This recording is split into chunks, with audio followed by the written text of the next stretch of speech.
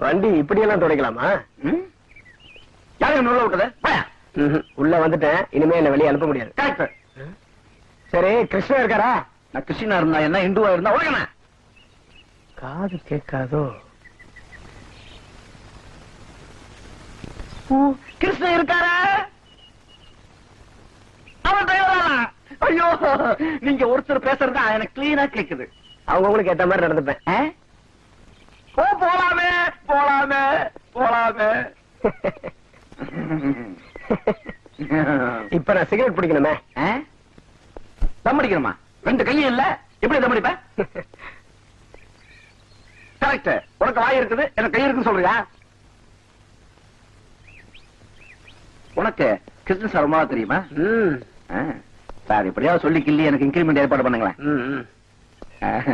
ஐயோ, உங்களை தான் நம்பி இருக்கிறேன். நல்லா தம்பளுங்க.